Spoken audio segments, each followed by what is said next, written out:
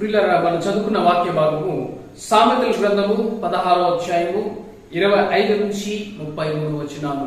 సామెతల గ్రంథము 16వ అధ్యాయము 25 నుంచి 33 వచనాలు. మనం చూసినట్లయితే 25వ వచనం, ఒకని మార్గము వారి దృష్టికి యథార్థముగా కనబడును, అయినను తుదకు అది మరణమునకు చేరును. చాలాసార్లు మన మార్గము మనకి యథార్థంగా కనబడుతుంది, మన మార్గము మనకు కరెక్ట్ అనిపిస్తుంది.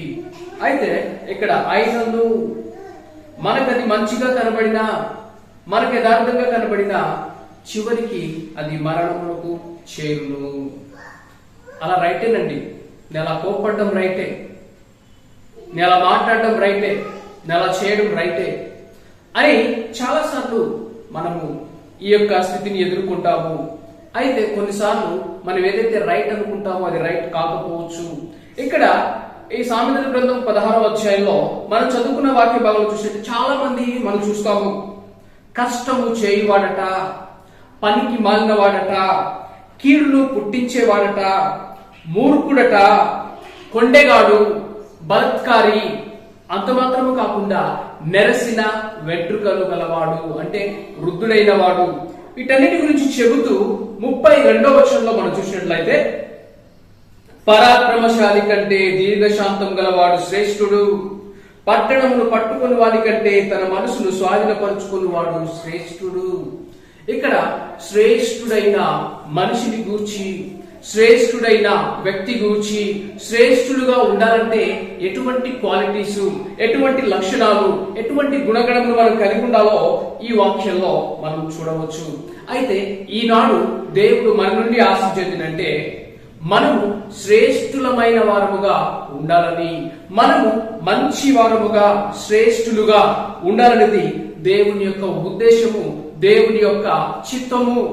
అయితే బైబిల్ స్పష్టంగా చెప్పేదంటే పరాక్రమశాలి కంటే, ఇందాక తమిళలో మీరు చదివినప్పుడు బలవంతుడి కంటే, ఎంతో బలమున్న వాడి కంటే దీర్ఘ శాంతము గలవాడు శ్రేష్ఠుడు.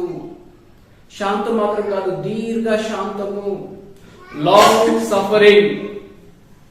లాంగ్ సఫరింగ్ అంటే అధికంగా సహించడానికి, భరించడానికి, ఓర్చుకోవడానికి ఓపిక కలిగి ఉన్న మనిషి వాడు బలవంతుడి కంటే శ్రేష్ఠుడట. పట్టణము పట్టుకొని వాడి కంటే తన మనసును స్వాధీనపరుచుకుని వాడు శ్రేష్ఠుడు. పట్టణమును పట్టుకోవడము అంటే వీరుడు, సూర్యుడు, సైనికుడు, బలవంతుడు, ఇలాగ అనేక మాటల్లో చెప్పవచ్చు. అయితే వారి కంటే ఎవడు శ్రేష్ఠుడట? తన మనసును స్వాధీనపరుచుకుని వాడు శ్రేష్ఠుడు. మనకందరికీ తెలిసిన ఒక గొప్ప యోధుడు. చరిత్రలో మనం చూసినట్లయితే ఈ ప్రపంచాన్ని జయించిన అలెగ్జాండర్ ది గ్రేట్, ఆయన చాలా గొప్పవాడు. ఆయన ఈ ప్రపంచాన్నే జయించిన చక్రవర్తి. ఆయనంటే శత్రువులకు భయము. ఆయన ఒక యుద్ధ వీరుడు, ఆయన ఒక శూరుడు.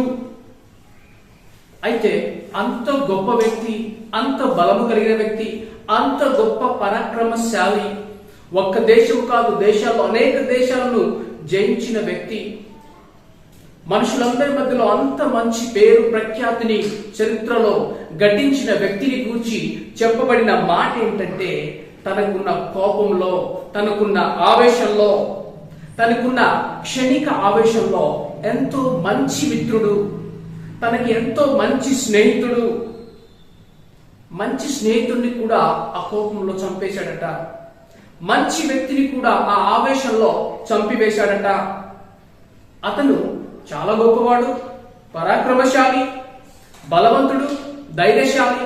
కానీ తన మనసును స్వాధీనపరచుకోకపోవడము, ఆ క్షణిక ఆవేశాన్ని కంట్రోల్ చేసుకోలేకపోవడము, ఆ క్షణిక కోపాన్ని ఆ సమయంలో సెల్ఫ్ కంట్రోల్ లేకపోవడము, దాన్ని బట్టి మంచి వ్యక్తిని పోగొట్టుకున్నాడు.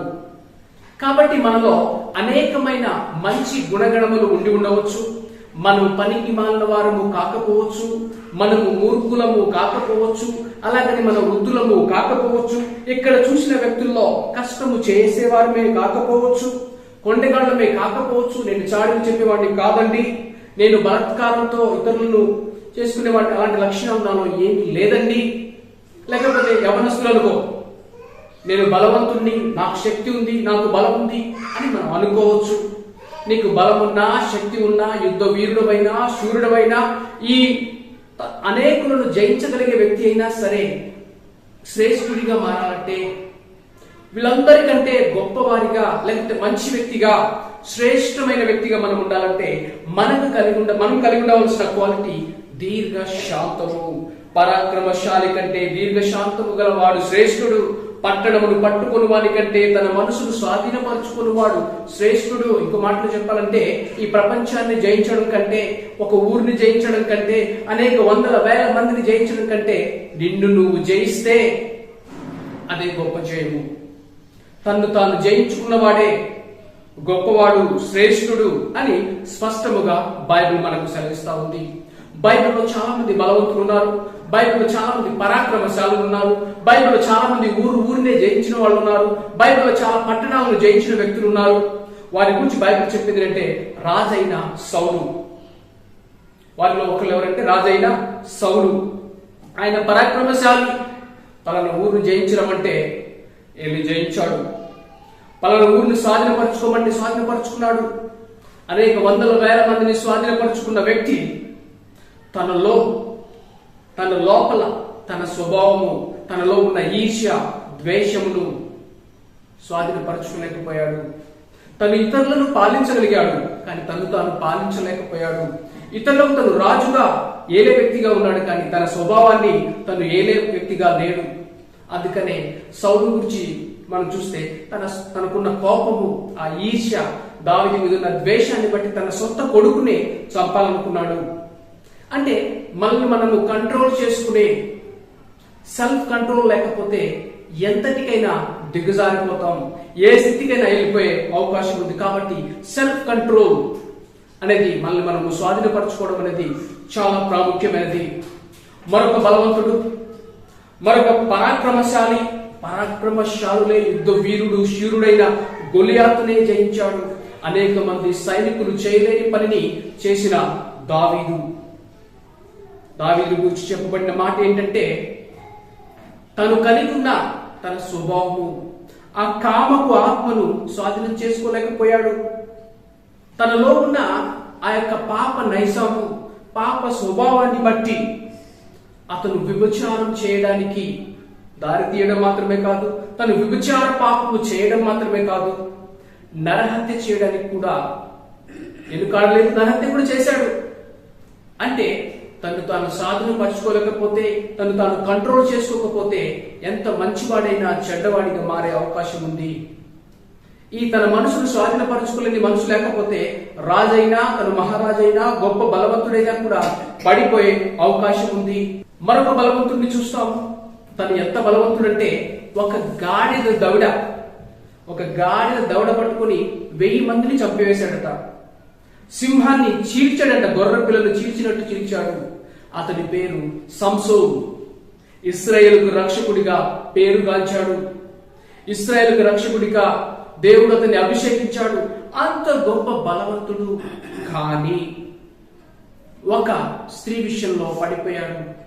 అందమైన స్త్రీల విషయంలో తను పడిపోవడాన్ని, చెడిపోవడాన్ని మనం చూస్తాము.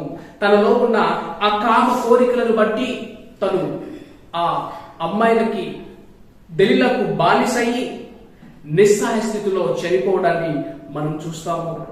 తను బలవంతుడే, అనేక మందిని జయించగలడు. తను ఎవరో వచ్చి నాశనం చేయలేదు, కానీ తన స్వభావమే. కాబట్టి మనము మన స్వభావం విషయమై జాగ్రత్తగా ఉండాలి.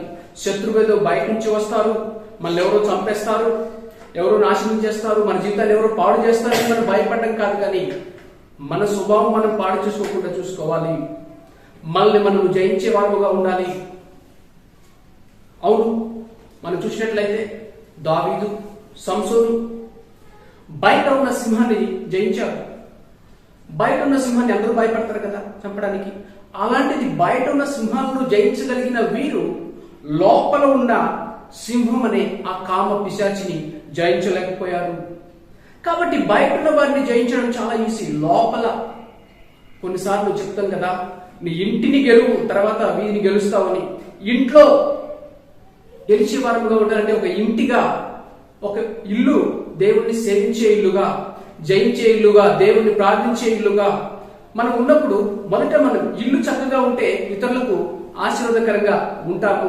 వారు లోపల పాడైపోవడాన్ని బట్టి బయట జయించారు, కానీ లోపల పడిపోవడాన్ని మనం చూస్తున్నాం. లోపలే దాగి ఉన్న నైతిక హీనమైన స్థితి, స్వార్థపూరితమైన స్థితి, తమ మనసును వారు స్వాధీనపరచుకోలేకపోవడం వల్ల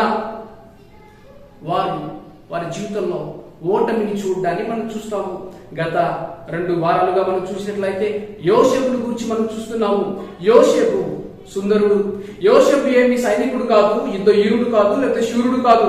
యోసేపు బలవంతుడని చెప్పబడలేదు, కానీ తను శ్రేష్టమైన వ్యక్తి, శ్రేష్ఠుడైన వ్యక్తిగా ఉన్నాడు. కారణం, తన మనసును స్వాధీనపరచుకోగలిగాడు. తను జయించే వ్యక్తిగా మనం చూస్తాం. తన ఆత్మీయ జీవితాన్ని తను కాపాడుకున్నాడు. తను పడిపోలేదు, చెడిపోలేదు. కారణం ఏంటంటే దైవ భయమును కలిగి ఉన్నాడు.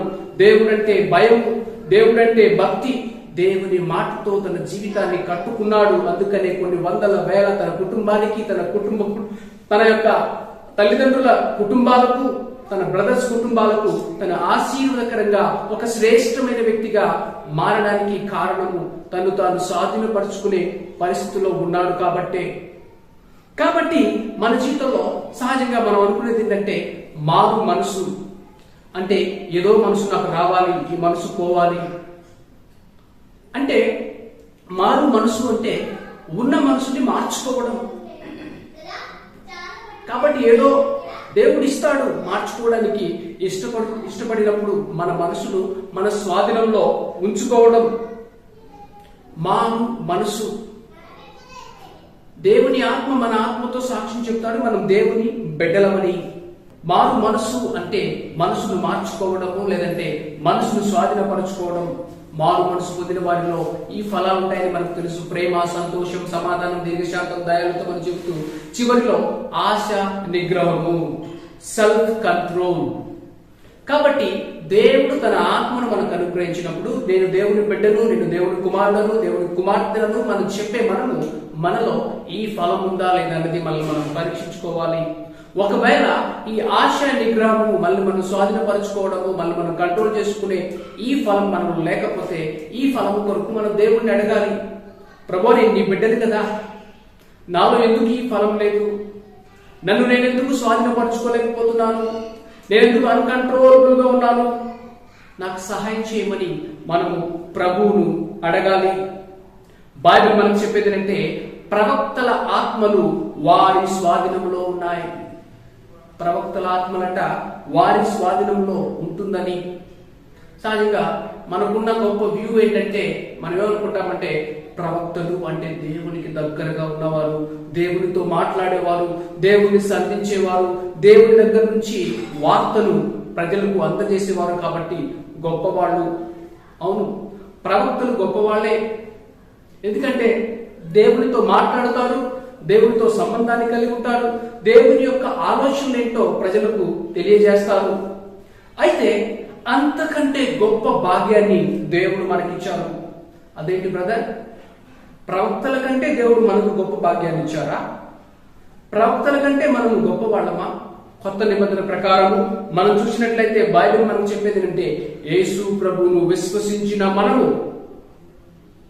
ప్రవక్తలు కాదు కానీ దేవుని బిడ్డలము. మనం అనొచ్చు, ప్రవక్తలే గొప్పవాళ్ళు కదా బ్రదర్, దేవుని బిడ్డలు గొప్పవాళ్ళ? ప్రవక్త దేవుని చేత అభిషేకించబడిన వారు, దేవుని చేత ఎన్నుకొనబడిన వారు, దేవుని వార్తను ఇతరులకు చెప్పేవారు. అయితే మనకిచ్చిన దేవుడు గొప్ప భాగ్యం ఏంటంటే, ఏదో దేవుని మాటను దేవుడి నుంచి తీసుకొచ్చి చెప్పడం మాత్రం కాదు. దేవుని బిడ్డలు అంటే తండ్రి స్వభావమును కలిగిన వారు. యేసు ప్రభు బిడ్డలమని చెప్పే మనకు ఆయన స్వభావం అవసరము.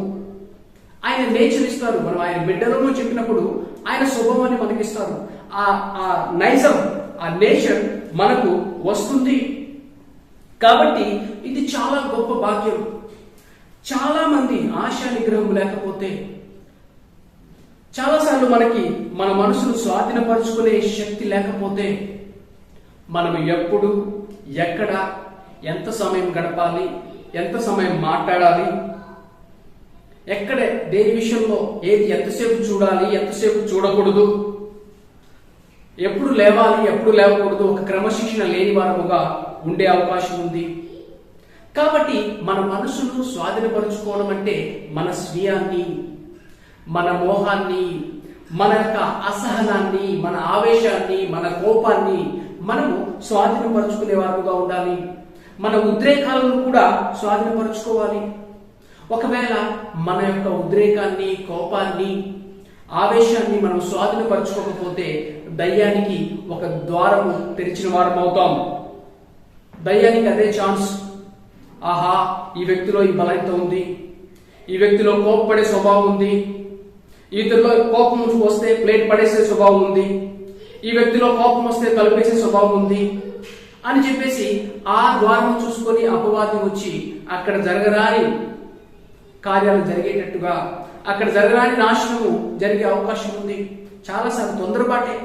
ఎవరు కూడా చంపాలని చంపరు, ఇతరులు పొడిచి చంపేయాలనే ఉద్దేశమే ఉండదు. అన్ఎక్స్పెక్టెడ్ గా అనుకోరు. మనము దీన్ని చాలా చిన్న విషయంగా చూసుకోవచ్చు. ఏముంది బ్రదర్, కాసేపు కోప్పడితే ఏమైంది, కాసేపు ఆవేశం ఉంటే ఏమైంది, కాసేపు ఉద్రేకం ఉంటే ఏమైంది, అది కాసేపే, క్షణిక ఆవేశం.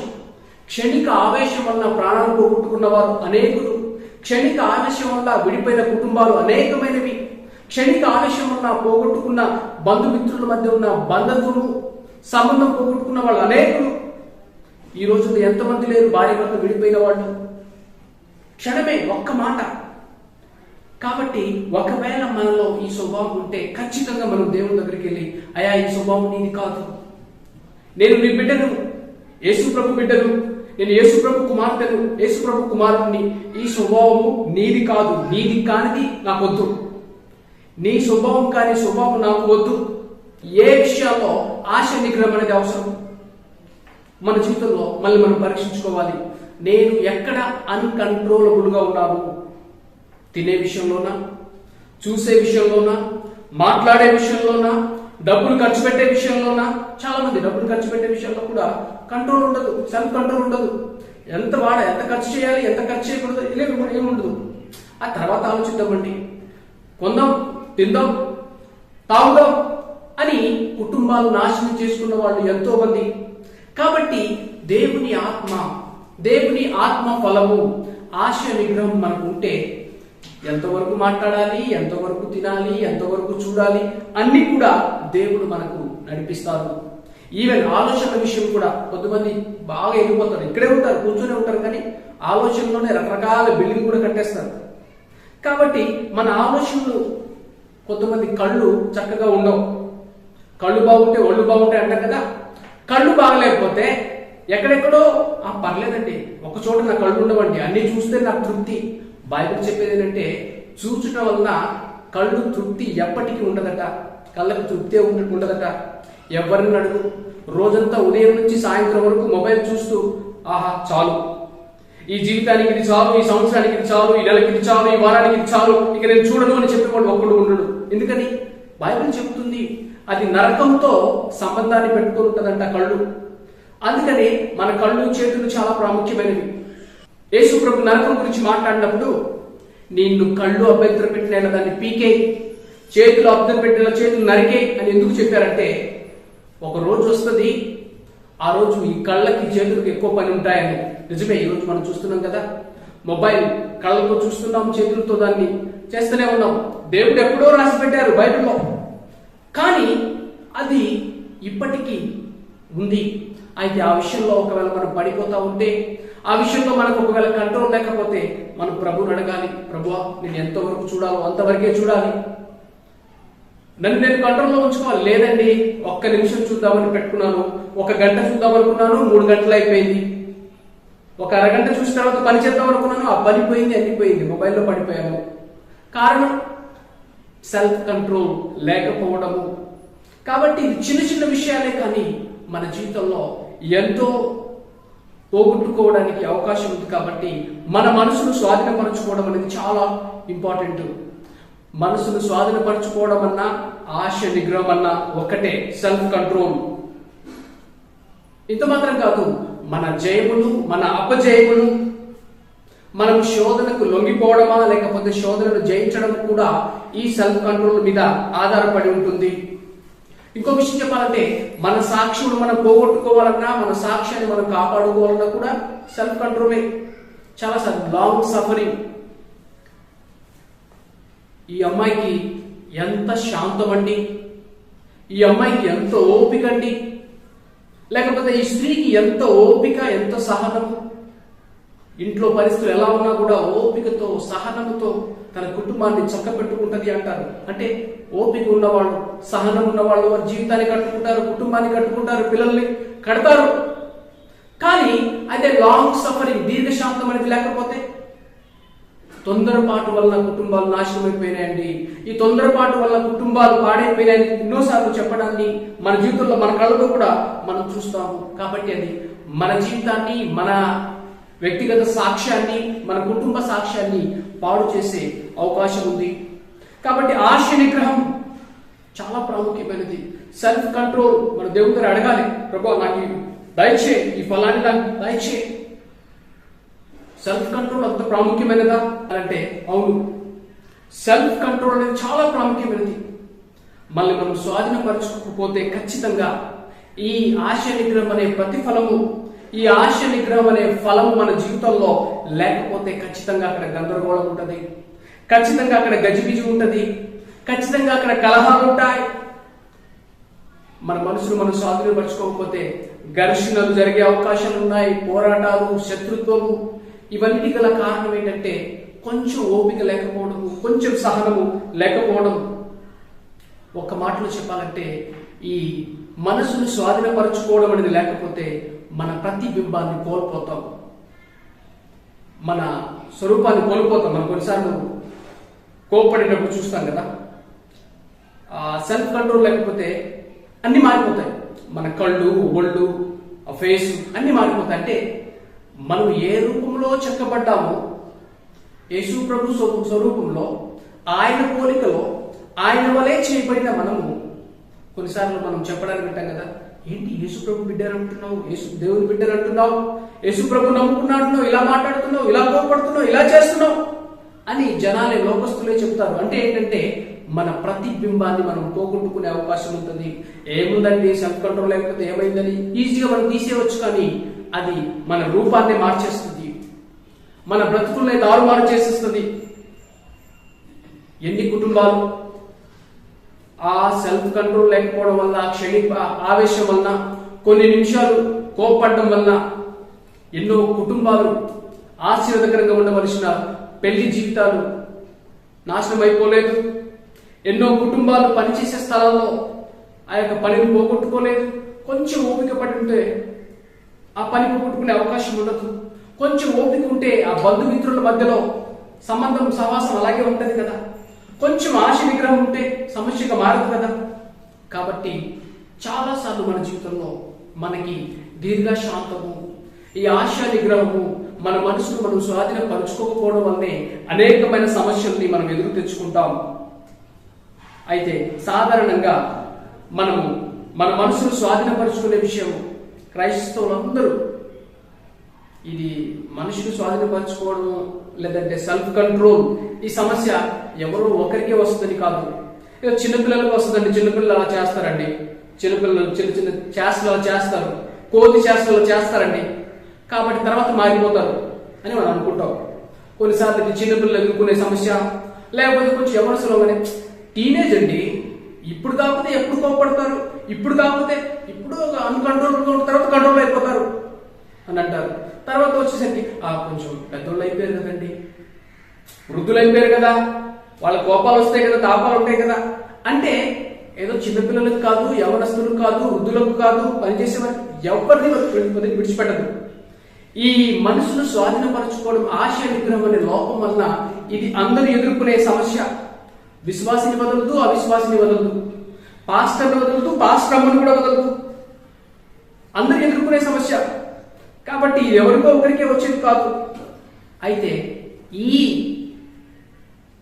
ఈ ఆశ నిగ్రహాన్ని కోల్పోయిన వ్యక్తి మాత్రం చేసే పని ఏంటంటే వారు ఈజీగా కోప్పడతారు, సులువుగా వాదిస్తారు, సులువుగా చిరాగ్గా ఉంటారు.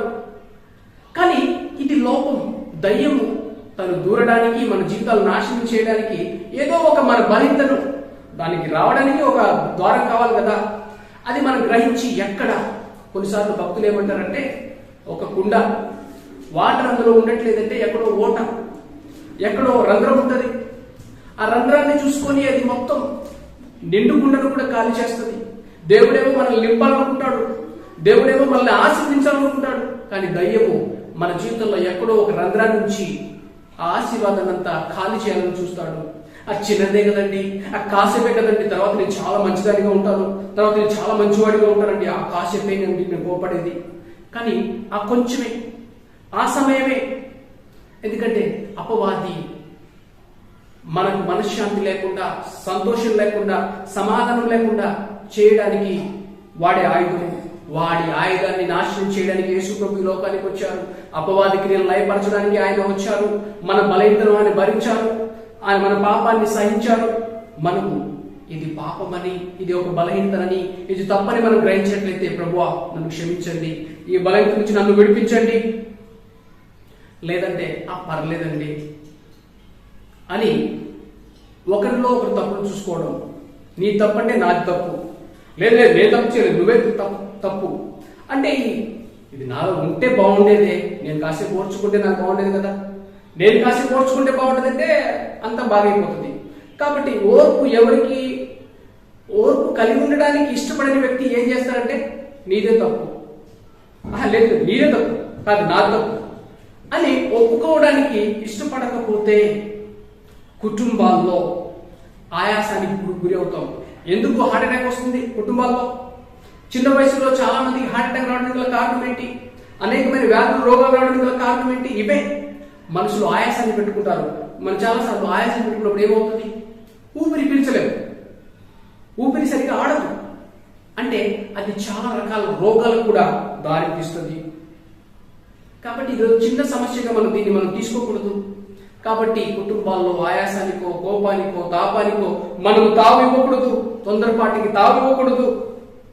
అంత మాత్రం కాదు, మనం కోప్పడే కొన్ని తల్లిదండ్రులుగా ఇటువంటి ఆవేశాన్ని మనసు స్వాధీనపరచుకోలేని స్వభావం ఉంటే అది పిల్లల మీద ప్రభావాన్ని చూపిస్తుంది. పిల్లలు దానికి బాధితులు అవుతారు. మన క్షణిక ఆవేశం అది పిల్లల యొక్క మనసు పైన, చిన్నపిల్లల మనసు పైన పడే అవకాశం ఉంది. కాబట్టి క్రైస్తవులుగా, ఒక దేవుని బిడ్డగా మనము ఇది దయ్యము నుండి, దయ్యము మనల్ని శోధిస్తుందని, దయ్యం మనల్ని మోసం చేయడానికి, మన జీవితంలో గందరగోళాన్ని, సమస్యను కొనితెస్తుందని ఈ దయ్యమని గ్రహించి ఆ దయ్యాన్ని బంధించే శక్తిని దేవుడిచ్చారు. ఏదో దేవుని సేవకులు మాత్రమే దయ్యాన్ని బంధిస్తారండి, లేకపోతే గొప్ప సేవకులు మాత్రమే దయ్యాన్ని బంధిస్తారండి, పారదోలుతారండి. కాదు. యేసు ప్రభునందు విశ్వసించిన ప్రతి ఒక్కరూ చేయగలిగే పని ఏంటంటే యేసు నామమును వాడినప్పుడు దయ్యం పారిపోతుంది. కాబట్టి వాడికి ఆ ఛాన్స్ ఇవ్వకుండా, వాడు అక్కడ ఉండకుండా పారిపోయేటట్టు చేయాలి. దేవుని ఆత్మకు ఛాన్స్ ఇచ్చి పాపమును గూర్చి, నీతిని గూర్చి, తీర్పును గూర్చి ఒప్పింపచేయు ఆత్మ, ప్రభు నన్ను క్షమించండి, నేను అధిరాలను, నేను పాపిని, నేను ఓడిపోయాను, ఇక్కడ నేను పడిపోయాను, నాకు సహాయం చేయమని దేవుని ఆత్మకు ఛాన్స్ ఇచ్చినప్పుడు ఆయన తన ఆత్మను కుమ్మరించి ఆత్మఫలమైన ప్రేమ, సంతోషం, సమాధానం, దీర్ఘశాంతం, దయాగుప్తం, మంచితనం, ఆశనిగ్రహం, ఈ వరములను, ఈ ఫలములను మనకు అనుగ్రహించి మన కుటుంబాలను ఒక చిన్న పరలోకముగా మార్చడమే దేవుని యొక్క ఉద్దేశం. కాబట్టి ఏదో ఈ లోకంలో మనం అనుకునేటట్టుగా సహజంగా లోకం ఏమనుకుంటుంది? బలమున్నదే రాజ్యం అండి, సైనికుడిదే రాజ్యం అండి, వీరుడిదే రాజ్యం అండి, శూరుడిదే రాజ్యం. లేదు. ఈ లోకంలో చాలా మంది యుద్ధ వీరులు వచ్చారు, శూరులు వచ్చారు, బలవంతులు వచ్చారు, ప్రపంచాన్ని జయించులు అనేకులు వచ్చారు. కానీ ఏ ఒక్కరు కూడా యేసు ప్రభుకు సాటి కారు, సాటి లేరు, సాటి రారు కూడా. కారణం ఏంటంటే యేసు ప్రభులో ఈ లక్షణాన్ని మనం చూస్తాం. పరాక్రమశాలి కంటే దీర్ఘశాంతం గలవాడు శ్రేష్ఠుడు. ఆయన దీర్ఘశాంతాన్ని ఇక్కడ చూపించాడు. లాంగ్ సఫరింగ్, కొట్టినా, తిట్టినా, బాధించిన, ఉమ్మిన, తన్నెంతో హింసించిన ఆయన శాంతముగా భరించాడు, శాంతముగా సహించాడు. పట్టణము పట్టుకుని వాడు తన మనసును స్వాధీనపరుచుకుని వాడు శ్రేష్ఠుడు. ఆయన ఎక్కడ తప్పు చేసినట్టుగా లేదు. అయ్యా, నీ బిడ్డని చెప్పుకుని నాకు ఈ స్వభావాన్ని ఇవ్వండి, నీ కుమారుడు నీ కుమార్తె అని చెప్పే నాకు ఈ స్వభావాన్ని ఇవ్వండి, మీ స్వభావం నాకు ఇవ్వండి, నన్ను జయించేవాడిగా చేయండి. మనకు అన్ని వేళల్లో విజయోత్సవంగా నడిపించడమే దేవుడు మన నుండి కోరేది. మనం పడిపోయేవారముగానో, అపజయం పొందేవారముగానో, లేకపోతే అనవసరమైన అశాంతికి గురవడము దేవుని యొక్క ఉద్దేశం కాదు. ఆయన శాంతిని మనకు అనుగ్రహించడానికి, ఆయన సమాధానాన్ని మనకు అనుగ్రహించడానికి, ఆయన ప్రాణాన్ని మన కొరకు పెట్టిన దేవుడు, ఆయన స్వభావాన్ని మనకి ఇవ్వడానికి. కాబట్టి నీ స్వభావం నాకు ఇవ్వండి ప్రభువా, నీ స్వభావం మాకు ఇవ్వండి అని చెప్పి ఆయన స్వభావాన్ని పొందుకుంటూ ఆయన ఫలములతో, ఆయన వరములతో ఈ లోకంలో జయశీలుగా, ఈ లోకంలో ఆయనకు సాక్షులుగా ఉండే భాగ్యాన్ని ప్రభు మనకు అనుగ్రహించినట్లు ఈ వాక్యము, ఇంకో మాట చెప్పాలంటే ఈ వాగ్దానము, పరాక్రమశాలి కంటే దీర్ఘశాంతం గలవాడు శ్రేష్ఠుడు, పట్టణమును పట్టుకుని వాడి కంటే తన మనసును స్వాధీనపరచుకుని వాడు శ్రేష్ఠుడు. నా మనసును నేను స్వాధీనపరచుకోవాలి, నేను ఈ దీర్ఘశాంతం అనే ఫలము నేను ఫలించాలి అని దేవుడి సన్నిధిలో ఒక్క 2 నిమిషాలు ప్రార్థన చేసుకుందామా? ప్రార్థన చేసుకుందాం. తండ్రి, మమ్మలను ప్రేమించి మీరు మాకు అనుగ్రహించిన ఈ వాక్యమును బట్టి నీకు వందనములు, స్తోత్రములు చెల్లిస్తున్నాము. ఎక్కడ ప్రభు అసహనము, కోపము, ఆవేశము, క్షణిక ఆవేశము, ఆయన చిన్నవి మా జీవితంలో మీ ఆశీర్వాదములకు, మీ ఫలములకు, మీరిచ్చే నాయన మీ మనసులకు అడ్డుగా లేకుండా మీరు మాకు సహాయం చేయమని అడుగుచున్నాము. ప్రతి విధమైన ఆటంకాన్ని తీసివేయండి. పరిశుద్ధాత్మ తండ్రి, మీ ఆత్మను మా పైన కుమ్మరించండి. మీ వరములతో, మీ ఫలములతో నాయన మమ్మల్ని నింపి మా కుటుంబాల్లో మీరు ఇచ్చే శాంతిని, సమాధానం చూడగలిగినట్లు, ప్రతి విధమైన అపవాదికి లయపరచబడినట్లు తండ్రి, మీరు మమ్మల్ని ఏలుతూ మీ సాక్షులుగా జీవించగలిగే భాగ్యము దయచేయమని ఈ మాటలు వింటున్న ఒక్కొక్కరిని మీరు దీవించండి ప్రభువా. ఈ మాటలు విన్న వారి హృదయంలో మీరు ముద్రించండి ప్రభువా. నీ స్వభావం అనే నాయన ఈ ఆశ నిగ్రహాన్ని మేము కలిగి ఉండి దీర్ఘశాంతముతో నీ కృపలో ఎదిగే భాగ్యాన్ని, నీ సాక్షులుగా ఉండగలిగే కృపను దయచేస్తారని నమ్ముచు యేసు నామమున ప్రార్థించి వేడుకొనుచున్నాము తండ్రి, ఆమేన్. మన తండ్రి దేవుని యొక్క ప్రేమయు, కుమారుని యొక్క కృపయు, పరిశుద్ధాత్మ యొక్క అన్యోన్య సహవాసం ఇప్పుడు ఎల్లప్పుడు సదాకాలం మనందరికీ తోడే ఉండును గాక. ఆమేన్.